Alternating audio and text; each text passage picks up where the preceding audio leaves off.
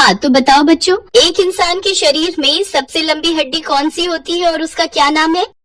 Kanika ma'am इस सरकारी school की बायोलॉजी टीचर हैं। उसने जो सवाल पूछा था, सारे बच्चे उसका जवाब याद करने में लग गए। तभी उनकी नजर क्लास में लास्ट बेंच पर बैठी एक बच्ची पर पड़ी जो अपना सिर खुजला रही थी और उसने काफी देर बाद आंसर बताने के लिए अपना हाथ उठाया। अरे वाह गरिमा, तुम्हें आंसर पता है? जी हाँ मैडम। तो बताओ फिर। मैडम जी, वो हमारे शरीर की जांघ की हड्डी सबसे लंबी होती है। अरे वाह, शाबाश। और उसे क्या कहते हैं? मैडम जी, उसे फीमर कहते हैं। वेरी गुड गरिमा। सारे बच्चे सोचते रह गए और तुमने सिर खुजलाकर एकदम सही जवाब दे दिया। कनिका मैम की बात सुनकर वहाँ मौजूद सारे बच्चे हंसने लगे और उनकी हंसी सुनकर गरिमा उदास हो गई। कनिका मैम को समझ ही नहीं आया कि उन्होंने ऐसा क्या कह दिया कि सारे बच्चे हंसने लगे और गरिमा मायूस हो गई। फिर अगले दिन। बच्चों, आज का सवाल है कि एक स्वस्थ इंसान का दिल 1 मिनट में कितनी बार धड़कता है? बच्चे फिर से जवाब याद करने की कोशिश करने लगे कि तभी गरिमा ने सिर खुजलाते हुए हाथ खड़ा किया। अरे वाह गरिमा, फिर से शाबाश। बताओ उत्तर क्या है? मैडम, 60 से लेकर 100 बार तक। वेरी गुड गरिमा, तुम्हारा दिमाग तो बहुत तेज दौड़ता है।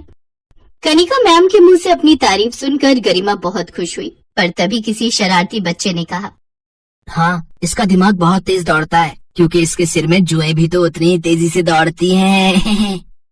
उस बच्चे की बात सुनकर फिर से क्लास के सारे बच्चे हंसने लगे। अब की बार कनिका मैम ने भी ये बात सुन ली थी। उन्होंने उस शरारती बच्चे को बहुत डांट लगाई और फिर उन्होंने गरिमा की तरफ देखा जो लगातार रोई जा रही थी, तो उन्होंने जाकर उसे समझाकर चुप करा दिया। फिर कुछ दिन बाद स्कूल में परीक्षाएं हुई, लेकिन गरिमा जो क्लास में सारे सवालों के जवाब सही देती थी, वो 100 में सिर्फ 40 नंबर ही ला पाई। उसके नंबरों को देखकर कनिका मैम हैरान थी, तो उन्होंने गरिमा को अपने पास बुलाया।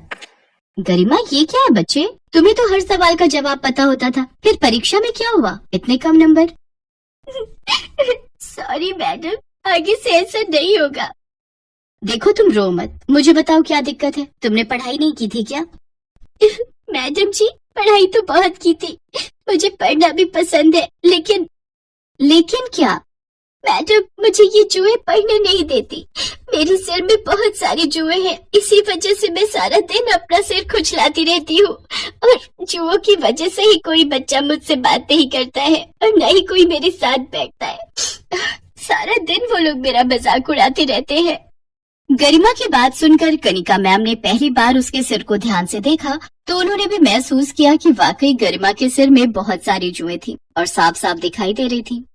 तुम परेशान मत हो बेटा, सब ठीक हो जाएगा। तुम अपनी पढ़ाई पर ध्यान लगाओ और हाँ, कल अपने मम्मी पापा को अपने साथ यहाँ स्कूल लेकर आना। ठीक है मैडम जी। अगले दिन गरिमा अपने माता पिता को स्कूल लेकर आई। नमस्ते मैडम जी। नमस्ते जी। मैंने आप दोनों को गरिमा के बारे में कुछ बात करने के लिए बुलाया है। देखिए, आपकी बेटी पढ़ने में बहुत होशियार है, लेकिन फिर भी उसकी सारी मेहनत बेकार हो जाती है। वो बस जैसे तैसे पास ही हो रही है। जी हाँ मैडम जी, गरिमा ने बताया हमें, वो बेचारी अपने सिर के जुओं से बहुत परेशान है। गरिमा ने हमें बताया था कि वो सारा वक्त अपने सिर में खुजली करती रह गई और उतने में पेपर का समय पूरा हो गया, जबकि उसे सब आता था, पर फिर भी वो सब कुछ नहीं लिख पाई। हाँ, तो यही तो मैं आप दोनों से कहना चाहती हूँ कि गरिमा को अपने सास के पास ले गए। डॉक्टर साहब नमस्ते। नमस्ते डॉक्टर साहब, वो हमें मैडम जी ने भेजा है। अच्छा, तो आप गरिमा के माता पिता हैं और तुम गरिमा होगी, है ना? जी सर। आओ भाई गरिमा, यहाँ मेरे पास आकर बैठो। देखे तुम्हारे सिर की क्या हालत है। डॉक्टर आकाश ने गरिमा का सिर पकड़कर उसे अच्छे से देखा और फिर, देखिए, ये गंदगी की वजह से नहीं है, बस थोड़ा सा इन्फेक्शन है। ये जुएं आम शैम्पू या घरेलू नुस्खों से नहीं जाएंगे। तो फिर डॉक्टर साहब, क्या इसका कोई इलाज नहीं है? अरे घबराइए नहीं, ऐसा कुछ नहीं है। मैं कुछ दवाई और लोशन लिख कर दे रहा हूँ, बाहर स्टोर से ले लीजिए। और हाँ, उन्हें कह देना कि मैंने भेजा है, तो वो आपसे पैसे कम लेंगे। डॉक्टर आकाश और कनिका मैम बहुत अच्छे इंसान थे। उन्होंने गरिमा और उसके घर वालों की बहुत मदद की थी। अब गरिमा वक्त पर आकाश की लिखी दवाइयाँ खाती और सर में लोशन लगाती। कुछ दिन बाद उसके सिर से जुएं जड़ से गायब हो गए और फिर कई दिनों के बाद, नमस्ते मैडम जी। नमस्ते गरिमा, कैसी हो? अरे वाह, तुम्हारे बाल तो बहुत ही प्यारे लग रहे हैं। हाँ जी मैडम जी, और देखिए ना, अब मेरे सिर में एक भी जू नहीं है। डॉक्टर साहब ने और उनकी दवाइयों ने तो कमाल ही कर दिया। हस्बैंड किसके है? कनिका मैम की बात सुनकर गरिमा जोर जोर से हंसने लगी। कुछ दिन बाद स्कूल में फिर से परीक्षाएं आई। इस बार गरिमा ने पहले से भी ज्यादा मेहनत की और पूरा पेपर अच्छे से दिया। जब परीक्षा का रिजल्ट आया तो सभी हैरान रह गए, क्योंकि गरिमा पहली बार अपनी क्लास में फर्स्ट आई थी। और इस बार क्लास में फर्स्ट आई है गरिमा, पूरे 98% मार्क्स के साथ।